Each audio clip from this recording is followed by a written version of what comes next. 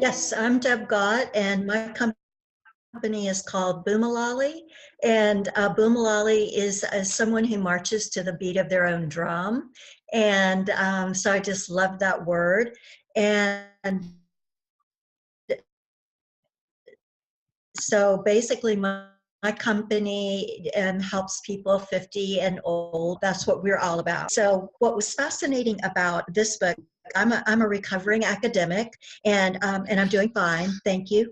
Um, but what was interesting is I got into some of the sort of the researchy kinds of things in the book that were interesting, and I'm going to share a little bit of that plus some things that I've also learned recently about it to sort of help kind of flesh it out. So in the third chapter, which he calls raw, cooked, burned, repeat, which is sometimes the way it feels, he starts talking a little bit about that life expectancy is now at 100 years. I mean, we're talking about 100-year lifespan, and over half of the people who are born today are going to live to 100, and that's kind of an amazing thing, given that the three-stage life cycle in the United States is education for the young, work for the middle-aged,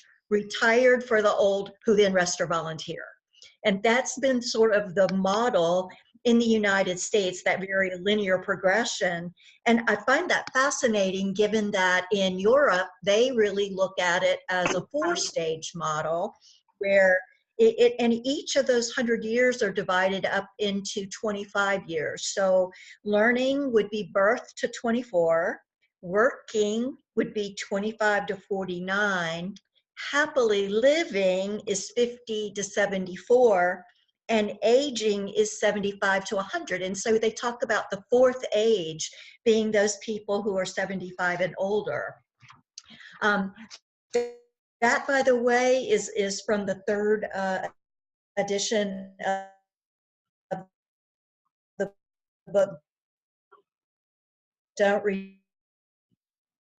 Retire, Rewire, groupings under that fourth age, where 65 to 74 is the young old, 75 to 85 is the middle old, 85 to 95 is the old old, and then 95 up they call frail old.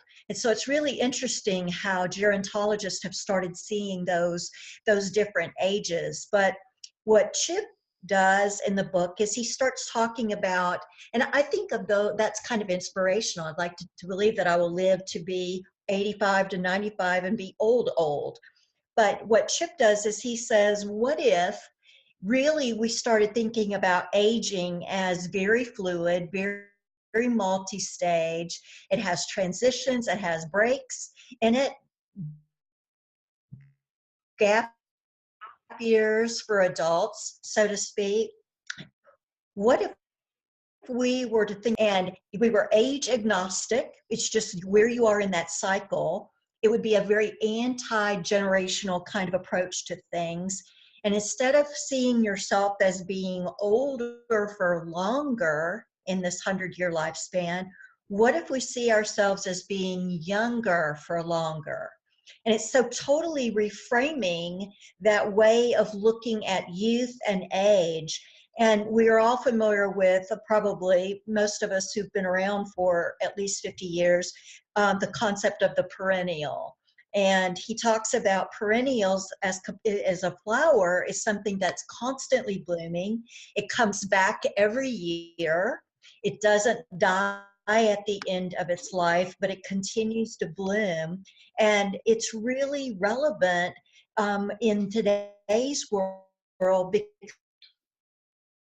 because you if you keep up with what's going on in the world, age really will approach aging in that kind of perennial mindset, not as it's climbing a mountain the first half and then descending the mountain the second half, which is kind of depressing if it's all descent after we turn 50. And he said, basically, what if we saw life as a series of peaks and valleys, and when you got up to the top of the mountain, you took flight. And that just way of reframing it is really, really good. He talks a little bit about the portfolio approach to work, which comes out of the gig economy, that instead of a series of job titles, it's really a different portfolio every time we go through one of those cycles. So I really, really enjoyed this chapter very much. He talks a little bit about facial discrimination as opposed to age discrimination, but we do know that ageism chapter because it really reframed the way we look at aging. Deb, thank you so much. And as an academic as well, I really enjoyed the appendix of that book.